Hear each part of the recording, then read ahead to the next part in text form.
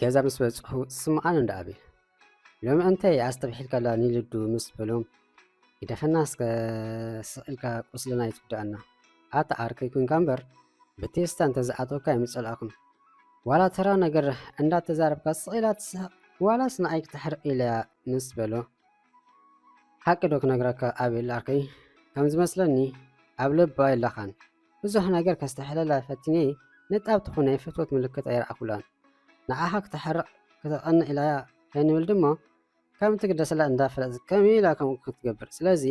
ምስ ዛጓል ዘለካ ነገር እንተቋረፅከ ዝሕሸከ ምስ በሎም ግላ ግደፈና ንስኻ ህግብግብ ስለ ዝበለትካ ንበዓልኻ ደሊኻያ እምበር ምስ በሎ ኣነስ ነዚኣ ክደለ እወ ደሊኻ እንዳበለ ኣጓጠጠሉ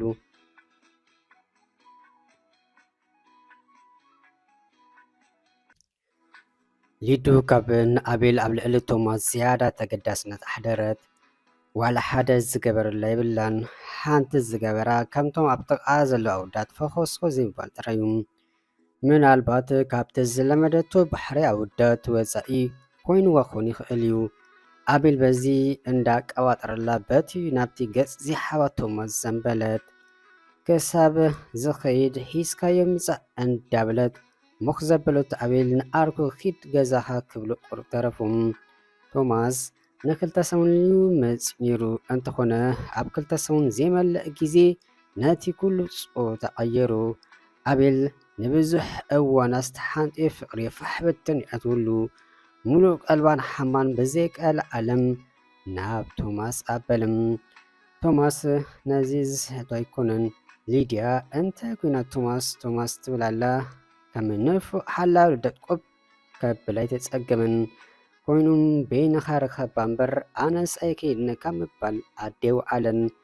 እንተኾነ በይኑ ኣብ ዝኸደሉ ጊዜ ኣቤል ገጻ ከም ገለ ጌራ ብኽፉ ዓይና ትቕበሉም ካብ ክሰን ንላዕሊ ክትዕሎ ጸኒሖም ተፋንዎ ከይፈተው ሽዑ ካልእስ ይትረፍ ፍሽኽተኣ ክርኢ ብምባል ንኣርኩ ይማልኡም ንሱ ኣብቲ ገዛ እግሩ ኣንበር ምስ ኣብል ኣትሒዛ ትገብረሉ እያ ዝጠፍኦም እንታይ ሓትሰቲ ትበለ በዚ ሕሸካ ኮፈል ምእጉርታ ከሳእ ዝጭደር ዝደሊ ተስሕገለም ካብ ምስቲ ምሳል ሓሊፉ ግና ካልእ ክገብሮ ዝኽእል ዝኾነ ዓቕሚ ነበረን ኣቤል ስምዓን እንደው ቶማስ ኣርክ ሊዱ ኣፍቂራ ትካላ ነዛ ጓል እንታይ ከም ዝገበርካላ እንተዘይፈለጥኩካ ፈትያ ትካላ ኣነ ንዓ ክፈቱ ሕኽ ይብል ተገልቢጣ ዋላ ሓደ ዘይገበርካላ እሞኸ ኣይሰሙን ሳለስቲ ንኣኻ ክትፈቱ ነገርን እስከ እዚ ፍትሓዊ ድዩ ፍቕሪ ናይዚ ዓለም ከመይ ድዩ ዝሰርሕ ንዘፍቀረ ዶ ኣይኮንን ፍቕሪ ዝውስኹ ከመይ ዶ ኣእምሮ ኣዋልዱ ትሰርሕ ኣታ ቁርብ ሕልና የብላን ድዩ ኣነ ሞያም ኢኻ ክተረፍ እንዳበለ ደጋጊሙ ኣስተማሰለም ኣቤል እንታይ ኢኻ ትዛረብ ዘለኻ ንኣይዳ እንታይ ርኣት ለቦ ምስ በሎ ከጸናንዑ ኢሉ ግደፈና እስከ ኣሻኻ ድለ ፈታት ከላ ስቕል ጥራይ ምስ በሎ ግዳ ሓቂ ፍታትንላም መፍትዓ ምኽንያት ድማ ካልእ ዘይኮነ ምናልባት ካባኻትኩም ፍልይ ስለ ዝበልኩ ይኸውን መቼም ንሳ ፈትያትኒ ስለ ዘላ ፈትያ ኣለኹ ማለት ኣይኮነን ኣነ ዝኾነ ናይ ፍትወት ምልክት ከይረኣኹ ከም ተራስብ ቀሪበ እዮም ስቕኢለ ፈኾሶስ ግና ኣይበልኩላን እቲ ዘድሊ ክብሪ ግና ሒበያየ ካብ ኮነ ምናልባት ሓደ ፍሉይ ወዲ ተረኺቡ ኣሌላ በዚ ኣባይ ክትሓስብ ከይተረድኣ ክትፈቶኒ ጀሚራ ትኸውን ዝትግበር የለን ሕጂ ንኣይ ካፈተወት ምናልባት ጨለምለም ዝብል ዝነበረ ተስፋኻ ግስም ኢሉ እዩ ልቢ ጓል ድማ ናብ ካልእ እንተኸብሊሉ ክሰልጠካ ማለት ዝሕሰብ እዩ ምናልባት ነቲ ሰብ ደጊማ ትረኽቦ ዘይትኮን ክኾን ኣለዎ ሽዑ እንተኾነ እውን ንልባ ጸንጊከ ናትካ ንምግባር ከቢድ ፃዕሪ ኣቕልካ ሓተካ እዩ ነቲ ዘፍቀረቶ ሰብ ክትረኽቦ እንዳካኣለት ግና ካልእ ኣፍቂሩኒ ኣሎ ኢላ ንኡ ልባ ክትከፍተብሉ ዘይሕሰብ እዩ ከም ናተይ ምክሪ እንተኾይኑ ህይወትካ ቅድሚ ብልሻዋ ካብ ዛጓል ረሓቕ ዝከኣለካ እንተኾይኑ ከም ሓፍታ ቀረባ ልዕሊ ዓቕምካ እንተኾይኑ ግና ካብ ዛጓል ረሓቕ ንሓንጎልካ ንኣኻ ብዝውጥሮ ነገር ትፅመዱ ብስራሕ ትምህርቲ ገለ ንክትርስኣ ክሕግዘካ እዩ ኣነ ነዚኣ ከማኽረካ ዝኽእል ምስ በለ ስቕኢሉ ክሰምዕ ዝጸንሐ ኣቤል ንኣኻ ስለ ዝደለኻ ድኻ ከምኡ ትብል ዘለኻ ምስ በለ እንተደልያ ደኣ መንዶ ምስ ከልኣኒ ናይ ምንሹም ዶ 10 ግዜ ይፅውዕ ኣሎ ናትካ ዶ ናተይ ኣነ ንሊዱ ንጣብ ትኹን ኣይፈተኽዋን ሓደ ዝመኣራረጥ ጣባያት ገዲፍካ እውን ተፅላእ ጓል ግን ኣይኮነትን እንተኾነ ልበይ ምስኣይ እምበር ምስኣ ስለዘየላ ኣይትሸገር ኣጊሒደ ዝነገረካ ዘለኹ ንኣኻ እውን ኣይክሰጠካን ተረዲልካ ካልእኻ ኣናዲ ምስ በሎም በቃ ኣኺልካ እዚኣ መክርኻ ምስ በለ እወንሰያ ካብ ፈለምኡ እንዲኻ ኣርከይ ኣበላሽኸዩ ልብኻ ኣጥፊኻ ዘብዘብ ትብለላ እንተኾንካ ደኣሞ እንታይ ዝተፈለየ ነገር ሪኣትልካ ክትፈትወካ ፍቅሪ ስምዒት እዩ ስምዒት ድማ ሸራኽኽ ምስ ዝብል እዩ ዘይሰደካ ንኣንዶ ሕጂ ደው ኢልና ክልቴና ገለ እናኣዘዘ ንመና ከም ትሰምዕ ንርኢ ምስ በሎ ድሓን ግደፎ ሰምዒልካ ኣለኹ ክተፀለኒ ዘጓል በለ ፀጉሩ እንዳሓኸ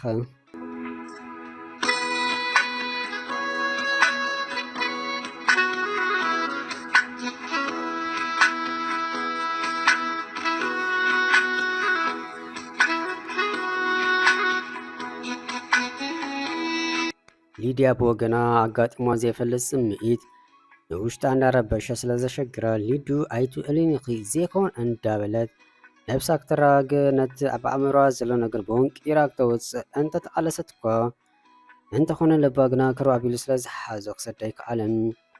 ስቂላ ድምፆ ክትሰምዕ ትደሊ ረኸብዮ መፃ ኪዲ ናብ እንዳ ኣቤል ገዛ የብላ ገለ መወዳእቱ ግና ኣብ ብርቱዕ ፍትወት ወዲኣ ከምዘላ ስለዝተረድኣም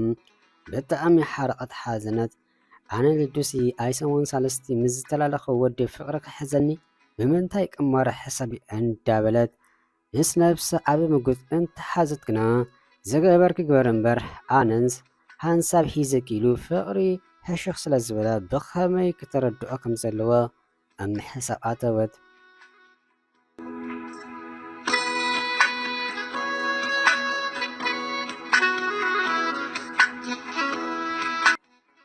ቶማስን ሊድያ ኣጋጣሚ ኣፍ ደገ ሱፐርማርኬት ሊድያ ገዚኣ ክትወፅእ ንሱ ድማ ንውሽጢ ከኣቶ ፊት ንፊት ጎፍ ተባሓሉ ሊድያ ብስምባድን ፍርሕን ሓጎስን ዝተሓወሰ ስምዒት ሰላም ከይበለቶ ንቅድሚ ዓበለት እንታይ ዳ እንዳበለ ብዙሕ ከይተገደሰ ዘልዩ ገዛ እዚኡ ምስ ወፀ ግና ኣብ ኣፍ ደገ ስለ ዝፀንሐቱ ኣቲ ሊዱ እንታይ ዳ ኣለኸ ዲኺ ኣነኻ እንታይ ዳ ሰላም ከይበለትኒ ረጊፀትኒ ኺዳ እንዳበልኩም ብውሽጠይ ከሓሚ ክፀንሒ ምስ በላ ኣለኹ እንታይ ዳ ኣቤል የለ እንድዩ ናብዚ ድኳን ምስ በለቱ ንእሽተ ስራሕ ስለ ዝነበረቱ ወፂኣሉ እሞ ወዳዲእኸ እንተኾንኪ ንኽደሞ ምስ በላ ሃራ ኢላ ተበገሰት እንተኾነ ደፊራ ብምሉእ ዓይና ከጥምቶ ኣይከኣለትን ንሓሙሽተ ደቂቕ ዝኣክል ብጎብ ዓይና እንዳጠመተት ስቂላ ክትጓዓዝ ድሕሪ ምፅናሕ ሓንደ ወደው ኢላ ካሓተካ እንዶ ኣፍቃሪት ኣላትካ ዶ ምስ በለት ኢሒደኣ ናይ ደሓን ምስ በላ ደሓን በቃ ደስ እንተዚልካ ንግደፉ ኢላ ትንበለት ምሕላው ደኣ ይብልን ብሕጂ ግና ንፅበ ምስ በላ ገፃ ከም ፀሓይ እናደመቐ ፅቡቕ እምበር እንዳበለት ፍሽክሽሓ ብዝሐት ድሌታ እንታይ ከም ዝኾነ ኣይሰሓተን እንተኾነ ዝኾነ የምለቐን ኣብ ኣፍ ደገ ገዝኣ ምስ በፃሕት ግድን ክትኣቱለኻ እንዳበለት ወጠ ስለ ዝበለቱም ኣትዩ እላለ ሰሓቅ ኮነ ቁም ነገሩን ዋዝኡን ኣይፀልዐቱን እኳ ድኣ መመሊሳ ከም ትፈትኦ ገበረም ኣብ መንጎ እላሎም ኣቤል ገዛ ስለዝተመልሰ ስለዝሰኣኖ ደወለሉ እንዳ ሊድያ ኣለኹ ምስ በሎ ደሓን የዕልልሉ ውሽጡ ብሕሩሩ ቴሌፎን ኣፀወም ኣብ ኢዱ ከም ዘምለጠት እንተተረድኦ እኳ ተስፋ ግና ክቆርፅ ኣይደልን ካዶም ደሞ እንዳበለ ከሎ ግና ኣርኩ ጠበሽ በሎ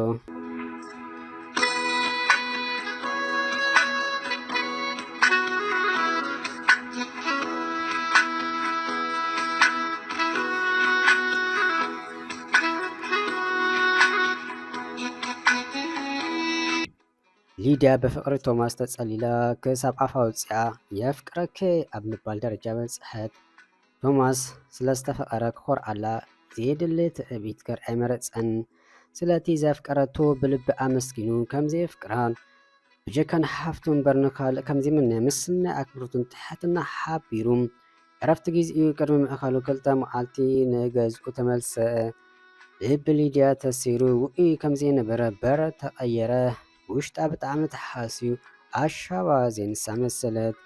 ኣቤል ነዚ እንዳረኣየ ስክብል ኣይመረፀን ብዝተኻእሎ መጠን ውሽጡ ብሕርሩ ከፀናንዓ እንተፈተነ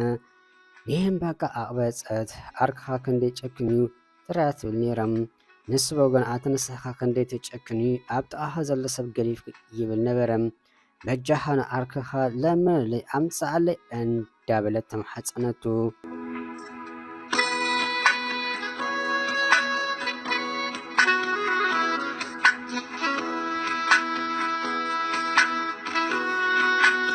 ናብ ቶማስ ኣርኩ ደው ኢሉ በእጃኻ ዘይንሳ መሲላ ካብ ዝርኢም ሓራይልካ ምስ ተረጋግዐት እንተደሊኻ ተበኣሰይሉ ናይ ዕቕሊ ፅበት ምስ ለመነ ኣቢል ኣርከይ ንልዱ ዋላ ፍቕሪ ሓሉኒ ዘይፅላእ ሰብ ስለ ዝኾነት ሓራይ ክብላ ኣይምስፅላኹን ኣርክነትና ግና ልዕሊ ፍቕሪ ናይ ሊድያ እዩ ቅድሚ ሊድያ ዝፈለጥ ንኣኸይ ዝፈቶ ኣርከይ ንዘፍቅራ ጓል ድማ ነሳ ስለ ዘፍቅረትኒ ጥራይ ፍቕሪ ዘይብለይ ክንሰይ ክቐበላ ፍቓደኛ ይኮንኩን እንተዝኾነልካ ነይሩ ሊዱ ንኣኸያ ትግባእ ነይራ ሊድያ ካብ ትብል ውሕድ ኣይገበርካን ስለዚ ዝበለት ትበል ክሰምዕ ኣይኮንኩን ምናልባት ምስኣ ሓዳር ምስ ዝገብር መዓልታይ ክትቀንዞ ክርእካ ድሌት ኣይኮነን ስለዚ ፍቕሪ ካብዚ ሓልውን እሞ ከዓ ዕርክነትና ልዕሊ ፍቕሪ ሊዱ ክሳብ ዝኾነ ካብ ሊዱ ኣነ ንኣኸይ ዝመርፅ ንልዱ ብልቢ ይድንግፀላ ይሓዝነላ ሂወት ግና ከምኡያ ኩሉ ዝደለኻዮ ይርከብ ማለት ኣይኮነን ኣብዚ ክልቴኹም ተጎዲእኹም ከም ዘለኹም ይርዳኣኒ ግና ነንሕርኩም ተፀናንኦ ከም ምባል ዝብል ይብል ምስ በሎም ኣርኩም ዓር ክንደይ ይግደሰሉን ይፈቱ ምኾን ይፈልጥ እኳ እንትኾነ ምእንቱ ኢሉ እውን ፈቶ ሊድያ መንፃጉ ኣብ ልዕሊ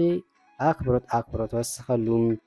ትርጉም ዕርክነት ተበለፀለይ ስስአ ዘይኮነስ ንምብፃይኻ ካብ ነብስኻ ርኢኻ ምፍታዩ እንዳበለ ናብታ ስብርቲ ልቢ ሊዱ ጉዳ ክነግራ ኣበለ